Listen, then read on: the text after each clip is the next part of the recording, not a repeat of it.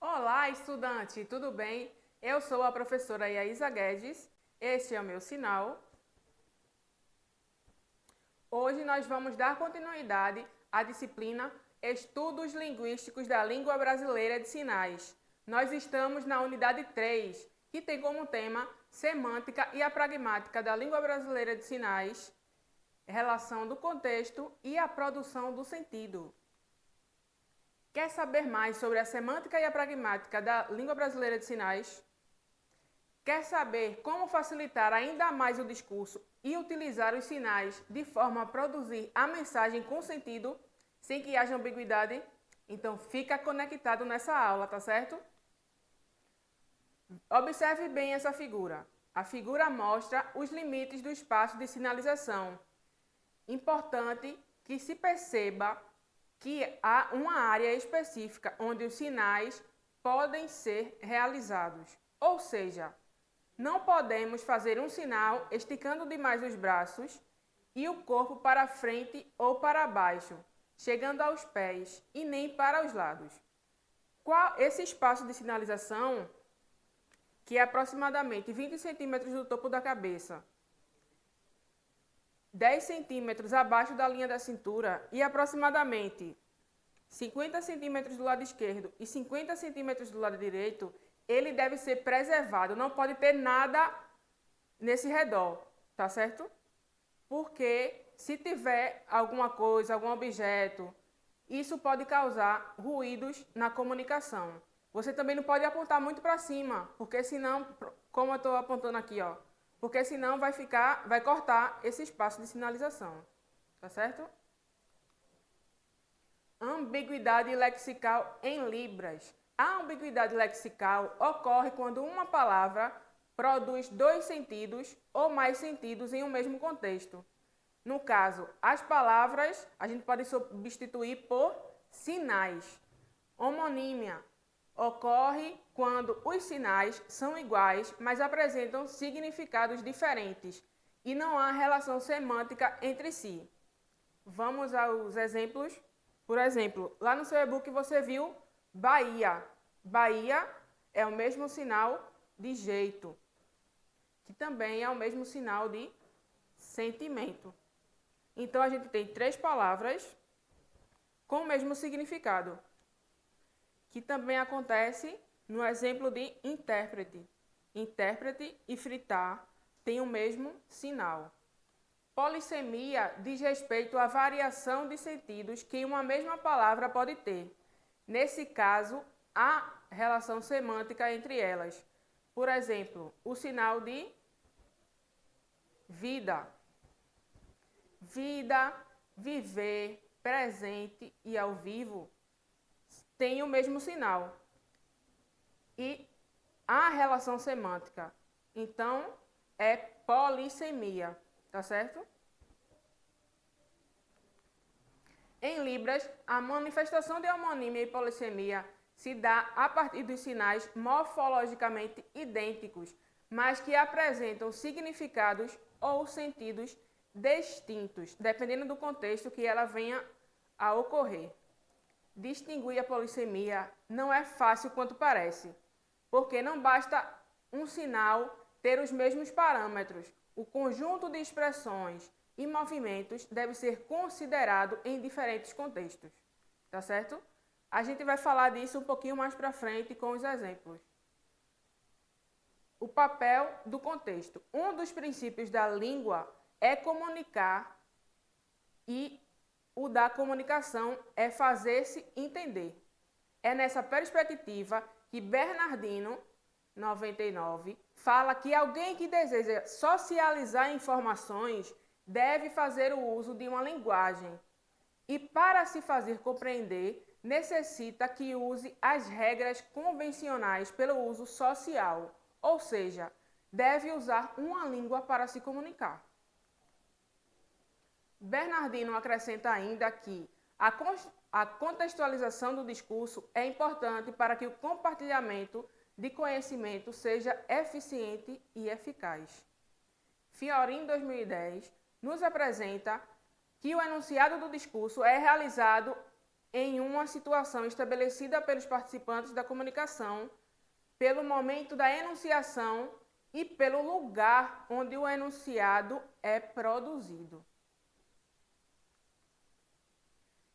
Em Libras, você também já estudou no seu e-book de Estudos Linguísticos da Língua Brasileira de Sinais que um sinal pode ter diferentes sentidos. Além dos sinais de jeito, de intérprete, que a gente acabou de ver no começo da aula, tem também o exemplo do sinal de laranja e sábado, que é esse sinal aqui.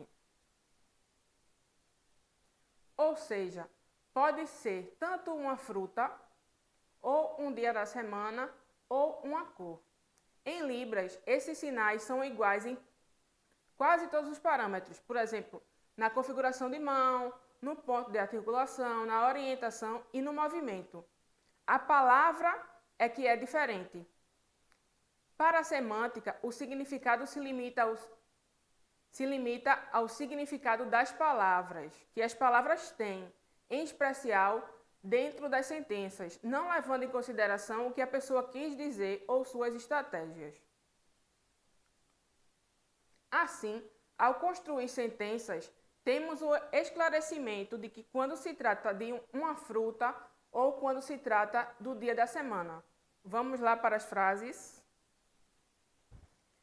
Eu gosto sábado, porque eu durmo tarde. Ou você pode falar também, eu gosto do dia sábado, porque durmo tarde. Tá certo? Outro exemplo. Eu gosto fruta laranja, porque é bom para a saúde.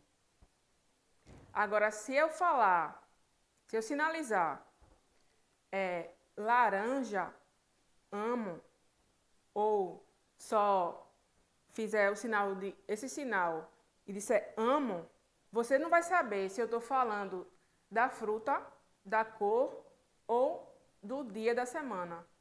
Tá certo? Por isso que, dependendo do contexto da frase que você for falar, é importante que você fale se é fruta, laranja, se é dia. Aí você pode também falar dia, sábado. Se for cor também, você fala cor, laranja, para evitar justamente essa ambiguidade nas frases. Tá certo? Tem um sentido semântico do sinal em Libras, por exemplo, da palavra sentar e cadeira.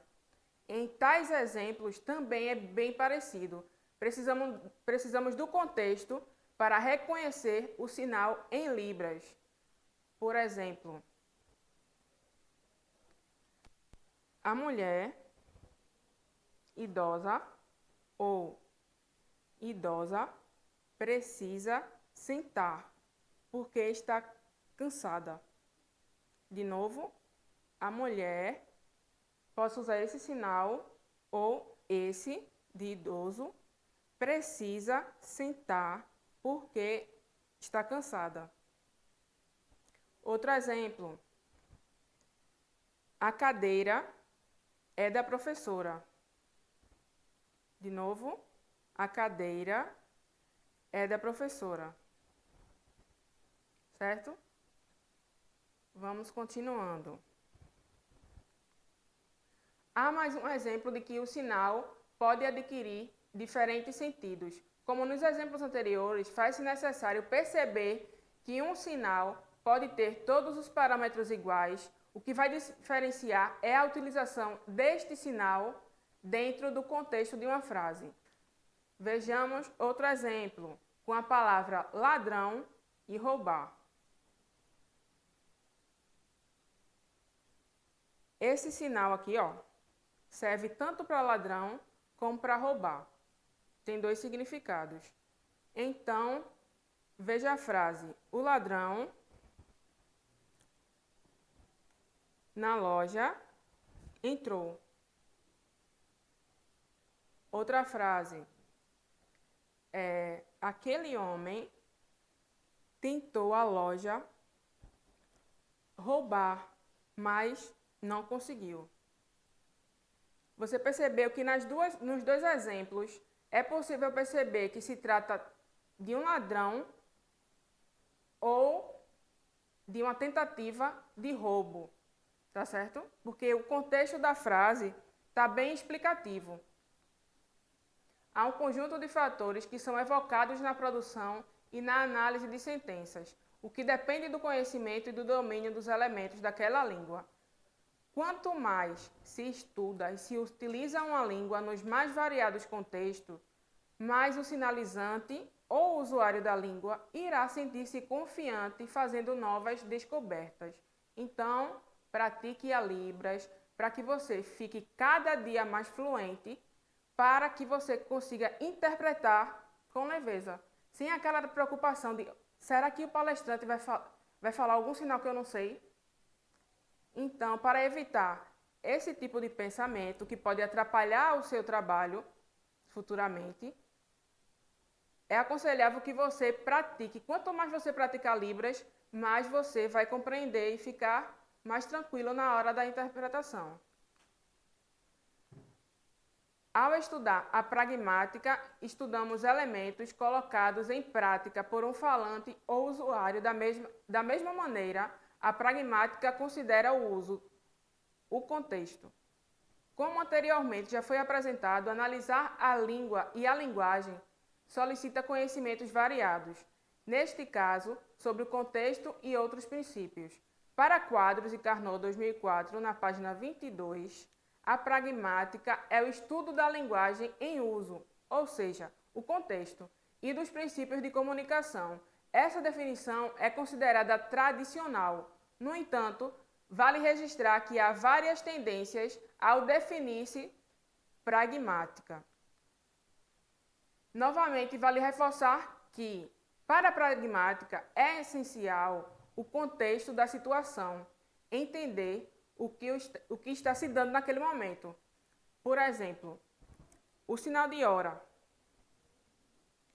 Se eu chegar no trabalho atrasado, meu chefe vai pensar o quê? O chefe fizer esse sinal para mim, eu vou entender que ele está me repreendendo. Mas, ora, se eu sei que meu horário é às 8 horas, por que eu vou chegar depois do horário? 40 minutos, 30 minutos depois do horário.